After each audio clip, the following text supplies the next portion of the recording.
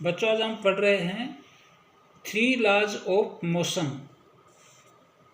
First है law of inertia. Inertia inertia का मतलब होता है जड़त्व। मतलब जड़त्व कोई चीज़ जड़ हो जाए, मतलब कोई चीज़ मूवमेंट नहीं करे। If any object is in rest it remain in rest, or in motion it remain in motion until no force is applied on it। कोई भी चीज़ अगर रेस्ट में है तो रेस्ट में रहेगी, और मोशन में है तो मोशन में रहेगी जब तक उस पर फोर्स अप्लाइड नहीं किया जाए।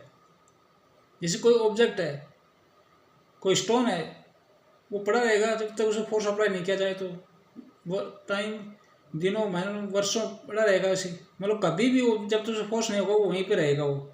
और कोई चीज़ मोशन में है तो वो मोशन में रहेगी, वो रुकेगी नहीं, कभी चलती ही रहेगी जब तक उस पर फोर्स अप्लाइड नहीं किया जाए। लेकिन हम देखते हैं कि कोई चीज़ थोड़ी देर चलती फिर रुक जाती है, क्योंकि उस पर फोर्स अप्लाई हो जाता है, नेचुरल फ्रैक्शन फोर्स। अगर फ्रैक्शन फोर्स नहीं हो और कोई चीज़ ऐसे चलना शुरू कर दे, मोशन में आ जाए, तो मोशन में रहेगी जब तक उस पर फोर्स, उस ब्रेक उस पर मतलब उसको रोकने वाला फोर्स नहीं लगाएंगे। तो फोर्स क्या काम करता है? चेंज इन रेस्ट और motion is due to force. ये है इसका कंक्लूजन। फोर्स और मोशन, मतलब फर्स्ट रूल जो है वो फोर्स को बताता है कि मोशन तभी होगी जब फोर्स अप्लाई किया जाए, मतलब फोर्स को डिस्क्राइब कर रहा है first rule. Change in rest और motion is due to force. या इसको ये भी कह सकते हैं no change in motion without force. और भी थोड़ा लैंग्वेज अच्छे से सुधार सकते हैं, there is no change in motion of object without force. लेकिन मैंने इसमें शॉर्ट वर्ड क्यों लिखे हैं? ताकि यह सिंपली याद रह जाए। तो फर्स्ट रूल में आप इनर्शिया वर्ड याद रखो एंड फोर्स वर्ड, 3 वर्ड बस याद रखना है आपको, इनर्शिया, फोर्स एंड मोशन। बस नो मोशन विदाउट फोर्स ऐसे भी कह सकते हैं, नो मोशन विदाउट फोर्स, मतलब बिना फोर्स के मोशन नहीं हो सकती, ना उस मोशन में कोई चेंज नहीं हो सकता। अगर कोई चीज़ धीरे चल रही है, अगर उसको ज़्यादा फोर्स लगा देंगे, फोर्स अप्लाई कर देंगे तो तेज चलना शुरू हो जाएगी। और तेज चल रही है, उसको अपोजिट फोर्स लगा देंगे तो इट स्लो डाउन, उसकी मोशन कम हो जाएगी। तो मतलब मोशन में चेंज कौन कर सकता है? फोर्स ही कर सकता है। तो बिना फोर्स के मोशन नहीं हो सकता। No change in motion without force. आप इसको ब्रीफली याद रख सकते हैं। मतलब 3 वर्ड है, इनर्शिया, मोशन और फोर्स। बस इन चीज़ों को डिस्क्राइब करता है first rule, Newton's first law. Second है second law of motion. Change of rate of momentum is directly proportional to applied force. Momentum क्या होता है? Momentum is the product of mass and velocity. M V, P equal to M V होता है। M V mass भी हो किसी object में और वेलोसिटी भी हो। अगर एक कार है वो रेस्ट में है तो मास तो है उसके अंदर, लेकिन वेलोसिटी नहीं है, तो कुछ भी नहीं, मोमेंटम उसका जीरो है। लाइट है, वेलोसिटी बहुत तेज है लाइट की, 3 × 10⁸, लेकिन उसमें मास नहीं है पार्टिकल्स में, तो उसमें भी मोमेंटम नहीं है। और जो कार तेज चल पड़े तो उसमें मास भी है एंड वेलोसिटी भी है, तो अब उसमें मोमेंटम है। अब उस कार में मोमेंटम है। गन, बुलेट होती है, उसमें मास भी होता है और वेलोसिटी भी होती है, तो उसमें मोमेंटम होता है। F is directly proportional delta P upon delta. Delta P को change in momentum, delta T change of time, और इसको delta P upon delta T हो change of rate of momentum. Momentum change में अगर time से divide कर दिया तो change of rate of momentum. और F is equal to K delta P. ये प्रोपोर्शन होता है, प्रोपोर्शन हटाने के लिए ये कांस्टेंट लेते हैं, क्योंकि प्रोपोर्शन इक्वल नहीं होता है।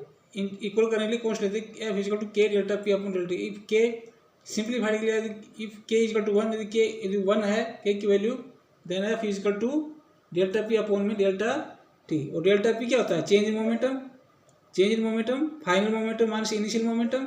F is equal to M V minus M U delta T, change in time T2 minus T1। M common है, वी माइनस यू अपॉन में टी। अभी टी कहाँ से आ गया? T2 minus T1। टाइम में चेंज भी टाइम होगा, जैसे 5 सेकंड और 3 सेकंड, क्या डिफरेंस दोनों में? 2 सेकंड, तो 2 सेकंड भी टाइम ही है, तो T2 माइनस T1 को हम T लिख दिया, टाइम उठा के, तो F is equal to M V minus U, और V minus U upon T को कहते हैं एक्सेलरेशन पड़ा होगा, change of rate of velocity is acceleration A equal to V minus U upon में टी, तो F is equal to M A, ये force का फॉर्मूला होगा, एक्सेलरेशन और फोर्स रिलेशनशिप हो गया, F is equal to M A, F is equal to M A, if M is equal to 1 हो, M is equal to मान लो सिंपली हम 1 मान लेते हैं, तो F इजिकल टू ए, तो फोर्स और एक्सेलरेशन एक ही होता है, फोर्स और एक्सेलरेशन एक होता है, पर इफ मास इज 1 यूनिट, यदि मास 1 यूनिट हो, 1 kilogram 1 gram, then force F is equal to A आता है। या इसको ऐसे भी समझ सकते हैं कि एक्सेलरेशन किससे जनरेट होता है? फोर्स से, फोर्स जनरेट एक्सेलरेशन, और एक्सेलरेशन क्या है? चेंज ऑफ वेलोसिटी, मतलब वेलोसिटी में चेंज किससे होगा? फोर्स से, तो वेलोसिटी में चेंज होगा तो मोमेंटम में चेंज होगा, तो फोर्स मोमेंटम चेंज कर सकता है, तो हम क्या कह सकते हैं कि force change the velocity, force change the momentum. Third law of motion, क्या डेफिनेशन है इसकी? ईच एक्शन मतलब force has its reaction, each action has its reaction, action भी फोर्स होता है, रिएक्शन भी फोर्स होता है। अगर हम किसी दीवार के धक्का मारते हैं, सिंपली हम समझ सकते हैं, तो दीवार भी उल्टा हमारे को धक्का मारेगी तो हम गिर सकते हैं उल्टा, क्योंकि हम दीवार पर फोर्स अप्लाई कर रहे हैं, दीवार उतना ही हमारे वापस फोर्स अप्लाई कर रही है, तो हम जो फोर्स अप्लाई कर रहे हैं वो एक्शन है, और जो दीवार वापस हम पर फोर्स है वॉल, यानी कि इंग्लिश में कहा जाए when you applied a force on the wall, the wall also applied back force, this is reaction force. Definition क्या होगी इसकी? When force is applied on A object, the object also applied back force, reaction force. ये है दो object हैं ए और B, F A B का मतलब है कि A object applied force on the B, A किसे फोर्स लगा रहा है? बी पर, तो एफ बी ए मतलब बी ऑब्जेक्ट भी वापिस फोर्स लगाएगा किस पर? ए पर, F A B is equal to F B A, मतलब बी ऑब्जेक्ट किससे फोर्स लगाएगा? ए पर, तो दोनों फोर्स इक्वल होते हैं, F A B is equal to F B A. इसको इस तरह याद करें, एफ ए बी दोनों इक्वल होते हैं कि ए जो बी पे फोर्स लगा रहा है, बी वापिस ए पे फोर्स लगा रहा है, लेकिन दोनों डायरेक्शन अपोजिट होने से इक्वल हैं, लेकिन माइनस आ जाएगा। ये माइनस साइन किसको इंडिकेट कर रहा है? अपोजिट साइड को, और दोनों को ट्रांसपोज कर देंगे तो F A B plus F B is equal to 0, यानी कि टोटल फोर्स कितना हो जाएगा? 0, क्योंकि दो फोर्स इक्वल फोर्स है, अपोजिट डायरेक्शन में है, तो रिजल्टेंट फोर्स 0 हो गया। दो फोर्स किसी ऑब्जेक्ट पे एक्ट करते हैं और अपोजिट डायरेक्शन हो, देन सम इज 0। तो ये इक्वेशन, इसमें कीवर्ड यही है, F A B is equal to minus F A B. इसको इस तरह से याद रखें, थर्ड को डेफिनेशन वगैरह का तो ये इफेक्टिव है। Third law of motion, F A B is equal to minus F B A, ये इसका कीवर्ड है, इक्वेशन है इसकी, इस तरह इसको याद रखें।